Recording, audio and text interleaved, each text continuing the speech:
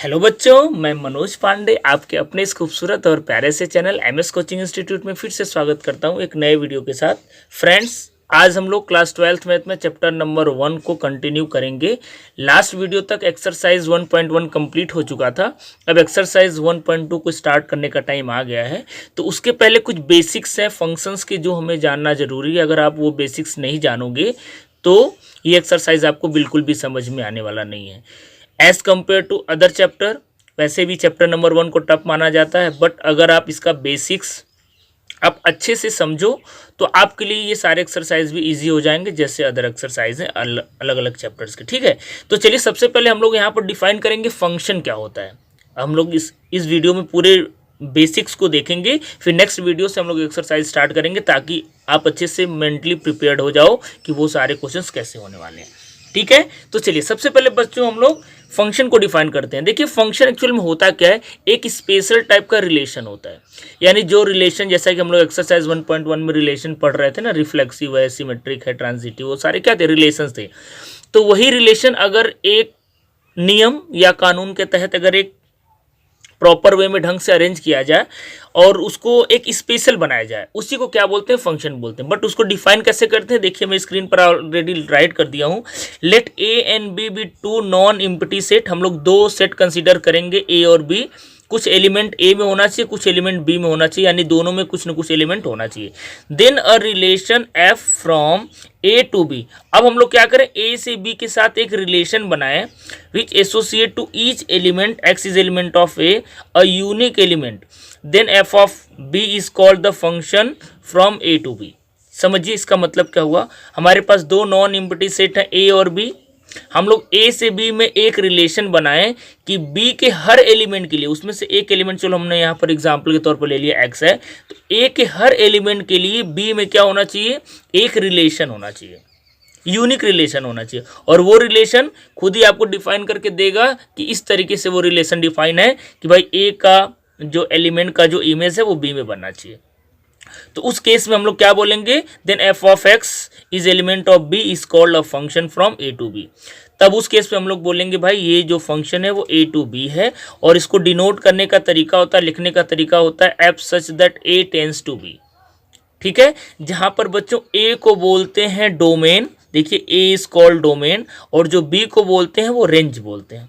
Sorry range नहीं बोलते हैं, कोडोमेन बोलते हैं। ठीक है, तो ए को हम लोग डोमेन बोलेंगे, बी को कोडोमेन बोलेंगे, रेंज भी यहाँ पर आता है बट मैं टाइम आने पर आपको बताऊंगा। ठीक है, तो इस तरीके से हम लोग फंक्शन को डिफाइन करते हैं। अब फंक्शन कई टाइप का होता है, जैसे वन वन फंक्शन होता है, इसी को इंजेक्टिव फंक्शन बोलते हैं, मेनी वन होता है, ऑन टू होता है, इसको सर्जेक्टिव बोलते हैं। तो बहुत टाइप के फंक्शन है। तो चलिए एक एक करके हम लोग फंक्शन को भी डिफाइन कर लेते हैं, क्योंकि ऐसी क्वेश्चंस आपको एक्सरसाइज में मिलने वाले हैं। ठीक है, तो चलिए हम लोग फंक्शन को आइडेंटिफाई करते हैं कि ये कितने टाइप का होता है। तो बच्चों सबसे पहले हम लोग पढ़ेंगे one one function. One one function किसको बोलते हैं समझिए। देखिए मैं डेफिनेशन लिखा हूँ, डेफिनेशन से आपको नहीं समझ में आएगा, अभी मैं एग्जांपल दूंगा तो डेफिनेटली आपको समझ में आएगा। A function F such that A to B is said to be one one if f of x1 is equal to f of x2 implies x1 equal to x2। ये देखिए हम लोग प्रूफ करने के काम में लाएंगे। आपको एक फंक्शन दे देगा, बोलेगा कि ये ऐसे से डिफाइन है, तो आप प्रूफ करो कि वो वन वन है या इंजेक्टिव है। वन वन को ही इंजेक्टिव बोलते हैं, दो नाम से इसको जाना जाता है, या तो आपको वन वन बोलेगा या तो आपको इंजेक्टिव बोलेगा।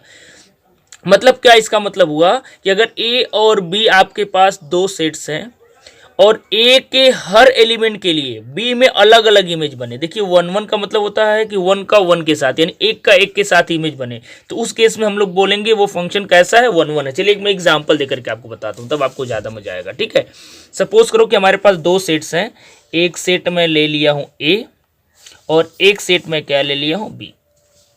ठीक है, एक में रिलेशन डिफाइन कर दिया। रिलेशन ऐसे डिफाइन कर दिया भाई कि ये मान लीजिए एक्स के एलिमेंट है, यहाँ पर मान लो ये कैपिटल एक्स के एलिमेंट आएंगे, यहाँ पर वाई के एलिमेंट आएंगे। मैं ऐसा बोल दिया कि यहाँ पर जो ये सेट डिफाइंड है ये x is equal to y square है। यानी सपोज करो यहाँ पर मैं वन रखूंगा तो इसका स्क्वायर करके मैं यहाँ पर लिख दूँ, वन का स्क्वायर वन होता है।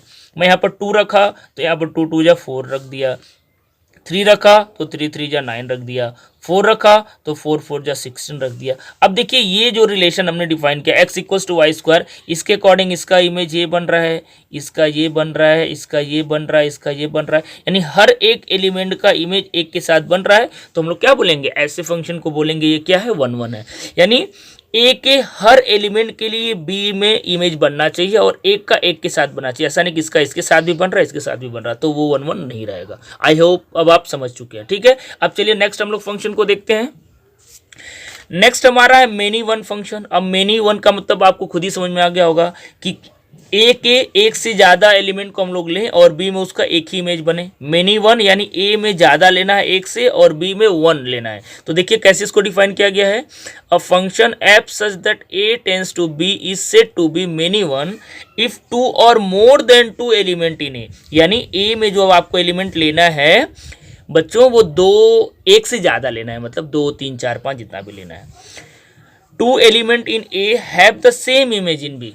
यानी इस तरीके से अगर आप फिर से एग्जाम्पल से समझो बात को, क्योंकि देखिए एग्जाम्पल के जब तक आप नहीं समझोगे डेफिनेशन का मतलब आपको समझ में नहीं आएगा अगर आप पहली बार पढ़ रहे हो। ठीक है बच्चों, तो देखिए मैं आपको समझा रहा हूँ, टेंशन नहीं लेना है। जैसे सपोज करो ये 2 फंक्शन डिफाइन है, एक ए है एक बी है। इसमें मान लीजिए चलिए मैं एक्स वाई जेड ले लिया, सिर्फ समझाने के लिए कुछ भी आप ले सकते हो। सपोज करो यहाँ पर मैं 1 2 3 4 5 ले लिया। अब मैं बोलूँ कि एक्स का भी 1 इमेज बन रहा है और वाई का भी 1 बन रहा है, जेड का 2 भी बन रहा है। ठीक है भाई, x और y दोनों का एक बन रहा है ना, और z का एक बन रहा है। मान लो यहाँ पर मैं एक और कंसीडर कर लिया, सपोज करो स्मॉल ले लिया और स्मॉल ए का भी 2 बन रहा है। तो देखिए एक से ज़्यादा एलिमेंट का सिंगल इमेज b में बन रहा है। तो इस केस में हम लोग क्या बोलेंगे, ये जो फंक्शन है वो कैसा है भाई, मेनी वन फंक्शन है। ठीक है, तो आई होप आपको मेनी वन समझ में आ गया। अब चलिए नेक्स्ट हम लोग बढ़ते हैं ऑन टू फंक्शन या सर्जेक्टिव फंक्शन को देखते हैं। पहला जो आपको एक्सरसाइज मिलेगा मतलब 1.2 का क्वेश्चंस जो भी आपको करने हैं, उसमें आपको 1 1 या इंजेक्टिव बोलेगा प्रूफ करो, शो करो, या बोलेगा ऑन टू या सर्जेक्टिव प्रूफ करो। दोनों का मतलब सेम होता है, आप उसी को ऑन टू भी बोलते हो और सर्जेक्टिव भी बोलते हो, तो आपको बिल्कुल भी कंफ्यूज नहीं होना है। ठीक है, तो 1 1 को इंजेक्टिव भी बोलते हैं और 1 1 भी बोलते हैं, वैसे ही ऑन टू को सर्जेक्टिव भी बोलते हैं और ऑन टू भी बोलते हैं। दोनों का मतलब सेम होता है, इस बात को आप समझ लीजिए। अब देखिए ऑन टू का मतलब क्या हुआ, इसको थोड़ा सा समझना ज़्यादा जरूरी है, क्योंकि अभी तक तो इजी था, ये थोड़ा सा कॉम्प्लिकेटेड बच्चे लोग समझते हैं कि कॉम्प्लिकेटेड है, लेकिन मैं समझा रहा हूँ आपको, बहुत अच्छे से मेरी बात समझ में आएगी। देखिए क्या बोल रहा है, पहले डेफिनेशन को समझिए। A function F such that A tends to B is said to be onto if every element in B has its pre image in ए।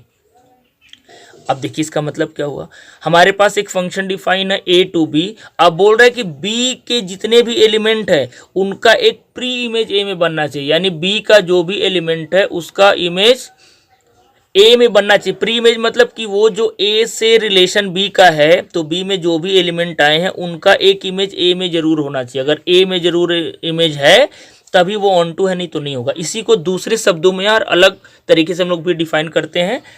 कैसे डिफाइन करते हैं, देखिए मैं यहां पर राइट कर दिया हूं, इफ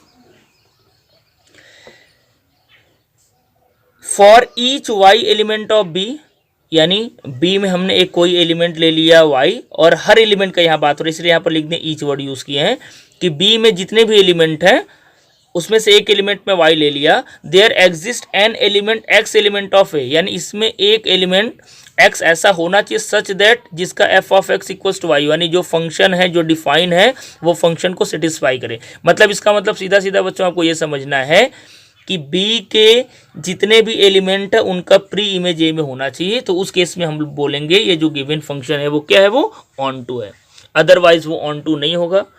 ठीक है, आई होप आपको 100% तो नहीं समझ में आया होगा, क्योंकि जब तक हम लोग क्वेश्चंस नहीं करेंगे समझना मुश्किल है, क्योंकि वैसे भी ये चैप्टर टफ है। लेकिन मैं आपको विश्वास दिलाता हूँ कि जैसे हम लोग एक्सरसाइज स्टार्ट करेंगे ये सारी मेरी बातें आपको समझ में आती रहेंगी। तो वैसे सिंपल वे में आपको पॉज करके ये सारी चीज़ों को नोट करना है, बाकी जब हम लोग एक्सरसाइज स्टार्ट करेंगे तो वहाँ पर सारी बातें आपको बहुत अच्छे समझ में आने वाली है। तो बच्चों इस वीडियो में यहीं तक, नेक्स्ट वीडियो में हम लोग एक्सरसाइज 1.2 के क्वेश्चन नंबर 1 को स्टार्ट करेंगे। आई होप आपको वीडियो पसंद आया होगा। वीडियो पसंद आया हो तो जल्दी से वीडियो को लाइक कर दीजिए, और अगर आप फर्स्ट टाइम हमारे चैनल पर विजिट किए हैं तो चैनल को सब्सक्राइब कर लीजिए। साथ साथ हमारी वेबसाइट www.msciindia.in पर जाकर के ये सारे नोट्स आप PDF में डाउनलोड कर सकते हो। ठीक है बच्चों, तो नेक्स्ट वीडियो में एक नए टॉपिक के साथ मिलेंगे, तब तक के लिए थैंक यू सो मच।